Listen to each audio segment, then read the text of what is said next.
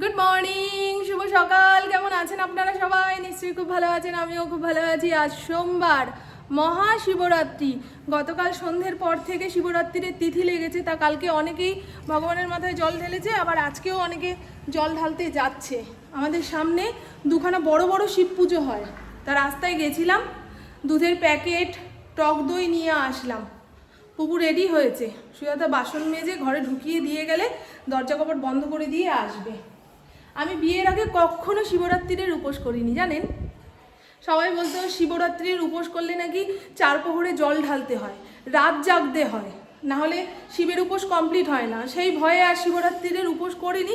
তার উপরে ওই টাইমে আমাদের পরীক্ষা, না হলে পরীক্ষার পড়ার চাপ থাকতো, মা করতে দেয়নি।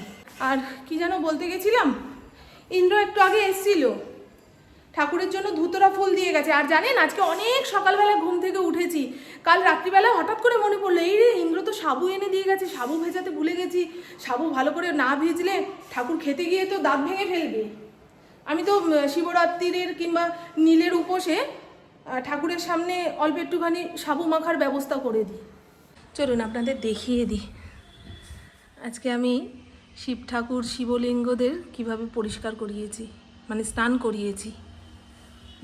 এখানে যা যা ফুল আছে এই শিব ঠাকুরের জন্য লাগবে সব আলাদা, ওই পুষ্পপত্র আছে, পুষ্পপত্রের মধ্যে সাজিয়ে সাজিয়ে রাখ। ওইখানটায় আছে যা ফুল, বেলপাতা, চন্দন, যা যা লাগবে পুষ্পপত্রের মধ্যে গুছিয়ে নে, তাহলে পুজোর সময় এটা ভুলবি না, ওটা ভুলবি না। এই হলো ফলের প্লাস্টিক, আর এর মধ্যে কী কী আছে, দশকর্মাও আছে। শিব পুজোতে সেরকম কিছু লাগে না, শিব একটা বেলপাতা আর বাতাসাতেই তুষ্ট। তবুও মানুষের মন তো কিভাবে ভগবানকে সন্তুষ্ট করবে সারাক্ষণ সেই ফন্দি করছে। রিয়ার 16 দানের জন্য যে ঘটিটা কেনা হয়েছিল আমাদের এই সামনের দোকান থেকে, এত ভালো, দামও কত কম, ওই দোকান থেকে নিয়ে আসবো। পুরীর জিনিস না অনেক সময় ফুটো ফাটা বেরোয়। এই যে ঘটিটা দেখেছেন, এটা একবার পুরী থেকে কিনে এনেছিলাম, তার সাইড দিয়ে খিল খুলে গেছে, চুইয়ে চুইয়ে জল পড়ে। এখানে ঠাকুরকে যে সাবু নিবেদন করব, সাবু মাখার জন্য যা যা লাগে সব একটা ভাণ্ডর মধ্যে সাজিয়ে দিয়েছি। গামলায় করে দিলাম না, অল্প একটু জিনিস তো, ওই অত বড় গামলার মধ্যে দিলে ঠাউর করা যাবে না। এটা সাজিয়েছি, দেখতে ভালো লাগছে না? এখানে রয়েছে নারকেল কোড়া, ভেজানো সাবু, ঠাকুরের প্রিয় মিষ্টি, লাল বাতাসা, গুজিয়া, এটা এই ফলটার নাম যেন কি, আঙুর ফল, আর কলা। ঠিক আছে, ভগবানের ক্ষমা করতে অসুবিধা হয় না, মানুষই ক্ষমা করতে পারে না। ঠাকুরের মাথায় ঢালবি, মুখে পড়বে, বলবে ও পুপু তুই কি পঞ্চামৃত বানিয়েছিস রে, হেভি টেস্ট। সিট সিট আমি সব ঠাকুরের গলায় মালা দিয়ে দিয়েছি। এরপরে যে ঠাকুর বাকি রয়েছে ইন্দ্র এসে দেবে, মানে ইন্দ্রর বাবার গলায় ইন্দ্র মালা দেবে।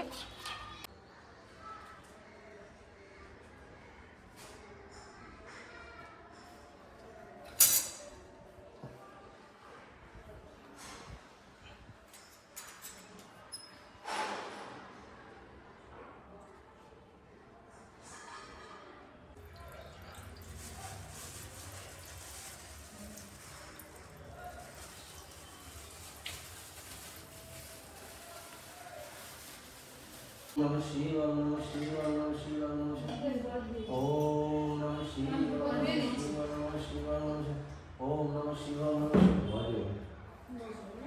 শান্ত হও, তুমি শান্ত হও, তুমি শান্ত হও।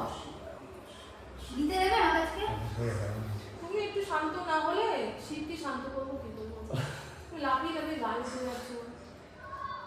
ओम नमः शिवाय ओम नमः शिवाय।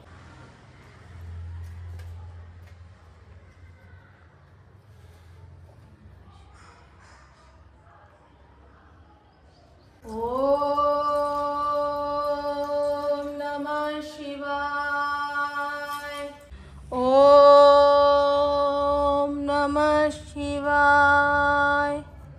ओ इंद्र बेरिए जाने को, आया गया, जा जा जा, आगे जा, आगे जा। শাড়ি পরেছি, লুল্লুর করছে, হচটকে পরলে আর দেখতে হবে না। আচ্ছা, কেডা? সাবু মাখা থ্যাংক ইউ। খেয়ে দেখ কেমন টেস্ট হয়েছে। চিনি হয়েছে? তো বাবাই তো খেয়ে দিয়ে কিছু বলবেই না। আর আর এই 0 পয়েন্ট দেখিয়ে লাভ নেই। হুম, খাওয়া শেষ হয়ে যাওয়ার পরে জিজ্ঞাসা করলে তারপরে এই যে 0 পয়েন্ট দেখাই, যে এরকম 0। মামুন তুমি 0। ইন্দ্র, আমি, পুপু তিনজনেই সাবু খেয়েছি। ইন্দ্র বেরিয়ে গেছে। পুপু বলছে মা শাড়িটা ছেড়ে তারপরে তো রান্না বান্না শুরু করতে পারতে। আমি না রে, আজকে অত গরম লাগছে না। খুব গরম পড়লে শাড়ি পরে মানে আধা ঘন্টাও টেকা যায় না। সে যাই হোক, আমি রান্না বসিয়ে দিয়েছি। আজকেও নিরামিষ, তবে মুসুর ডাল করছি, জানেন তো। কালকে তার আগের দিন মটর ডাল খেয়েছে ইন্দ্র, পেট ভার করেছিল।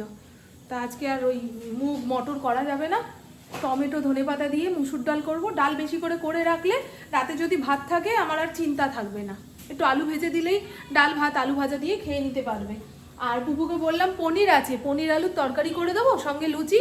বলে না মা, একদম প্লেন আলুর চচ্চড়ি যে হয় বেশি করে টমেটো কাঁচা লঙ্কা দিয়ে, ওটা করো আর লুচি করো। ইন্দ্র ভেবেছিল আজকে কড়াইশুটির কচুরি করব, কিন্তু এখন আর করতে ইচ্ছা করছে না গো।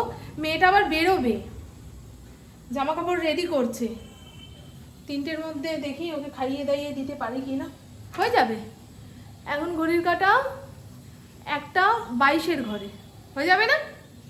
আমি লুচি বেলবো আর পুপু ভাজবে, আমি এক হাতে করতে পারি না গো।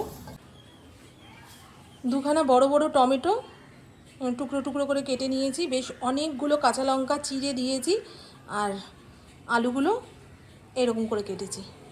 ঠিক আছে, কড়াইয়ের মধ্যে তেল বসিয়ে দিলাম। তেলের মধ্যে দেব 5 ফোড়ন, দেবো একটা শুকনো লঙ্কা। ফোড়নটা একটু চড়বড় করে আসলে আগে থেকে কেটে রাখা টমেটো কাঁচা লঙ্কা আর আলু এর মধ্যে দিয়ে নাড়িয়ে চাড়িয়ে নেব। এতটুকু তো মনে হচ্ছে যে আমরা যেভাবে আলুর চচ্চড়ি করি সেরকম সাধারণ আলুর চচ্চড়ি।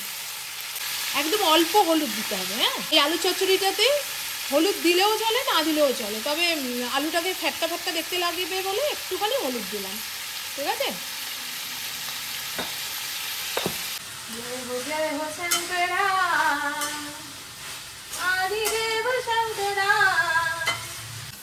আলু টমেটো সব সুন্দরভাবে মজে গেছে। এবারে এই চচ্চড়িটার মধ্যে জলের বদলে দেব দুধ। দুধটা একটু ফুটিয়ে নিতে পারলে ভালো হতো, তবে প্যাকেট করা কাঁচা দুধ রয়েছে। গ্যাসটাকে একদম আস্তে করে দিয়ে তারপরে দুধটা দেবেন। ঠিক আছে, একটু জলও লাগবে। আমরা ওই দুধ শুক্তো খেয়েছি না, শুক্তোর মধ্যে দুধ দেয়, সেরকম আলুর চচ্চড়ির মধ্যে কখনো দুধ দিয়ে টকবক করে ফুটিয়ে খেয়ে দেখবেন, এটা একটু অন্যরকম স্বাদ লাগে। হ্যাঁ, এইটা অর্ডার দিল ব্লিঙ্কিট থেকে। জামাটা পরে নিয়ে তারপরে ঘষবি মা।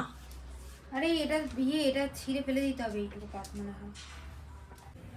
কোন ডাকাত ডাকাতি করে ওই মগ ডালে বসেছিল, সেই নারকোল হয়েছে। নিশ্চয় নাচবি গল্প।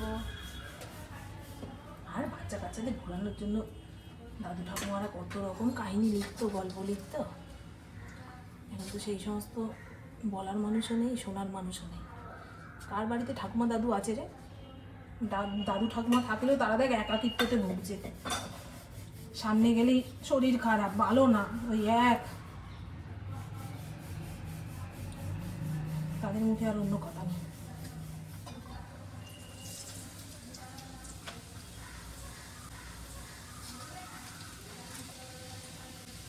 বাবাই, হ্যাঁ, সব কিছু টেনে তোমার ঘাড়ে নিও না। হ্যাঁ, তোমাদের হেবি গায়ে মাখার অভ্যাস।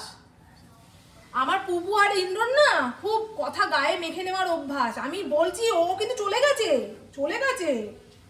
বুড়ো বুড়ির কথা বললে মানেই মানে ও চলে গেল সেই জায়গাতে। আমারও তো খেয়ে দিয়ে কাজ নেই, তো সর্বক্ষণ তোদের গোষ্ঠীর লোককে নিয়ে আলোচনা করব, গবেষণা করব। ওই গোষ্ঠীতে এসছো বিয়ে করে দিল। তো এসছি দেখে দেন আমার পুপু বেশ এই ছাঁচা দিয়ে তেলের মধ্যে লুচিটাকে ঠেসে ঠেসে ফুটবলের মতো ফোলাবে। দেখছি মা তোর সুনাম করে দিয়েছি। আলুর চচ্চড়িতে একটু ধনে পাতা দেবো, ব্যাস নাবিয়ে খেতে দেবো তোকে। বাবার ডাল সম্বার দেওয়া হয়ে গেছে, একখানা শুকনো লঙ্কা ভেজে ডলে রেখেছি, রাইস কুকার থেকে আলু বের করে মেখে দেবো। ওই আলু ভাতে ডাল আর এর মধ্যে একটু বেগুন ভেজে তুলবো। তো চলুন বন্ধু দেখিয়ে দিই আমার পতি পরমেশ্বরের জন্য কি কি রান্না করেছি। লাল লাল করে বেগুন ভাজা, বেশ বড় বড় পিস ভেজেছি, দেখেই খুশি হয়ে যাবে। আর লাল করে আলু ভাতে মাখা, আজকে আর কাঁচা লঙ্কা দিয়ে মাখলাম না, আমরা এত সুন্দর জুতজাত করে খাচ্ছি আর ওকে কাঁচা লঙ্কা দিয়ে মেখে দেবো। যদিও কাঁচা লঙ্কা দিয়ে আলু ভাতে মাখাটাই ভালো খায়, কিন্তু এটা দেখলে খুশি হবে। আর এই হলো একদম ঘন করে মুসুর ডাল, ধনেপাতা টমেটো দিয়ে। আমার চোখে একটা কি ঢুকেছে, যতক্ষণ না বের করতে পারছি ততক্ষণ শান্তি নেই। এত বড় একটা শরীরে দাঁতের কোনায় কিছু ফুটলে কিংবা চোখে কিছু পড়লে যতক্ষণ না বের করতে পারছি, ভাবুন তো কেমন লাগে, তাই না? হ্যাঁ, ঢাকা চাপা দিয়ে দিলাম।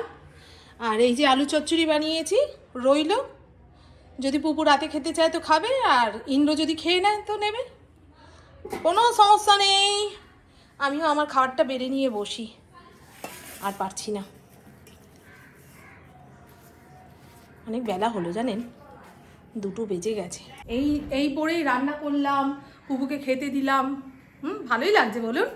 শাড়ি পরলে সুন্দর লাগে, কিন্তু দমাটকে মরে যাবো তো। শাড়ি পরার অভ্যাস চলে গেছে সেই কবে, পুপু যখন জন্মালো তারপর থেকে কুর্তি এই ডাক্তারখানায় নিয়ে যাওয়া, এই মেয়েকে নিয়ে নাচের স্কুলে যাওয়া, মেয়েকে সাজিয়ে গুজিয়ে রেডি করব না নিজে শাড়ি পরে একদম টিপটপ হব, বুঝেছেন? ওই তখন থেকে যে শাড়ি পরায় ভাটা লাগলো, তারপরে আর খুব বেশি শাড়ি পরা হয় না, একটু অনুষ্ঠান পার্বণেই পরা হয়। ভাল লাগছে না? আমাদের ঘরে লুচি পরোটা খুব একটা করা হয় না, কারণ পুপু ডুবো তেলের জিনিস খেতে চায় না, ইন্দ্র তো খাবেই না, নইব চ, জোর করে খাওয়ালে তবেই মন রাখার জন্য। আর আমারও এখন খুব একটা ভালো লাগে না, জানেন। তো চলুন, আজকে আমার যোগব্যায়ামের ক্লাস রয়েছে, যদি শরীর সাথ দেয় তো যাব, আর না হলে ঘরে বসে সময় কাটাবো। তো আমার বকবক আজকের মতন এইটুকুই। আপনারা সবাই খুব খুব খুব ভালো থাকবেন, নিজের শরীরে খেয়াল রাখবেন, সুস্থ থাকবেন, আর অল টাইম স্মাইল করবেন। দাদা খুব ভালো থাকবেন। আর আজকে তো শিব পুজো, একটা কথা আপনাদের বলি, যারা যারা শিব ভক্ত, তা শিব ঠাকুর যেমন অল্পতে তুষ্ট, সেই ভক্তদেরও ভগবান বলে অল্পতে তুষ্ট হও, তবেই তুমি আমার ভক্ত হতে পারবে। ভগবানকে পুজো করা মানে ভগবানকে আমরা নিজের ভেতরে অনুকরণ করছি।